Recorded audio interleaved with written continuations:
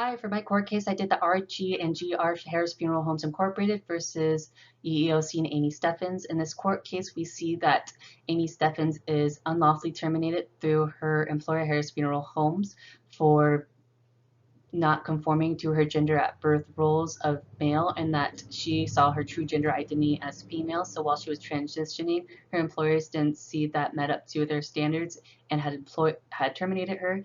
And EEOC had confirmed that this was in violation of Title VII. With Title VII, that is a law that protects a person from termination of their employer based off of sexual orientation, gender identity, and also how they shouldn't be acting too feminine or too masculine at work to keep the job. So in John's Birch viewpoint with Harris Funeral Homes, he mentioned that treating men and women equally just doesn't mean employers have to treat men as women. That is because sex and transgender statuses are independent concepts. While David D. Cole had mentioned that it discriminated against her because of her sex for three reasons. First, in firing her for failing to conform to its owners explicitly stating stereotypes about how men and women should behave. It discriminated her in the same way that Price Waterhouse discriminated against Ann Hopkins for failing to walk and talk more femininely. And what happened in that court case was that Ann Hopkins had won that argument in that court case because of Price Waterhouse discriminating her for not acting feminine enough, and that was in violation of Title VII. So when we look at Title VII, David's other viewpoint is that the purpose of Title VII, as the court defined it, was to make sex irrelevant to the people's ability to succeed at work.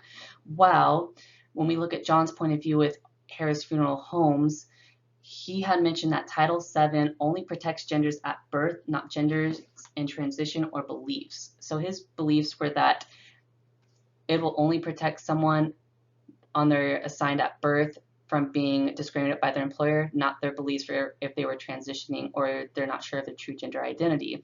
And so what happened was John also mentioned some points that if Title VII was to change, then from here would cause a discomfort within society for women to have to deal with men transitioning to women to use the same facilities as them. So that was another big point that John had mentioned that the court had listened to for a good minute.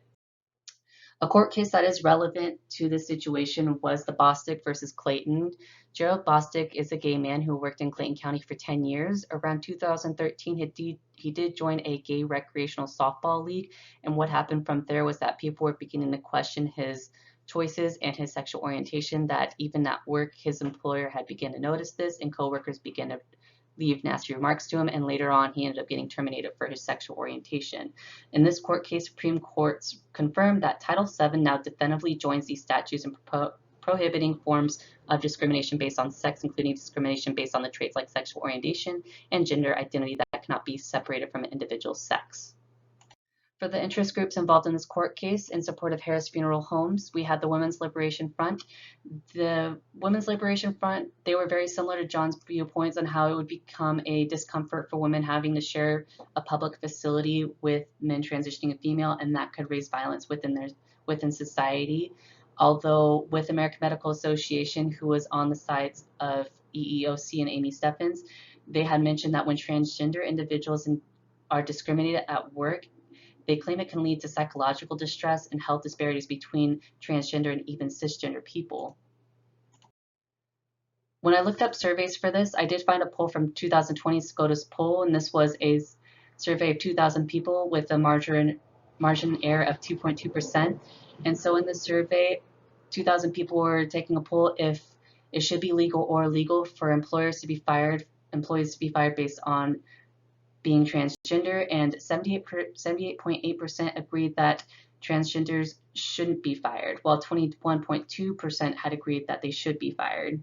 So what could have been done to prevent this court case would be that progressives, they like to see change for the greater good in the society, while conservatives like to protect the good things of the world. Progressives can remind conservatives that the LGBT are the good things in the world worth protecting like the rest of the American citizens. The right side can remind the left side that equality is important and that community is based on morals. The left side can agree with that as well and ask the right side by limiting opportunities of trans and individual and rights in the workplace, is that truly the part of their views of equality and as well as good community based on morals?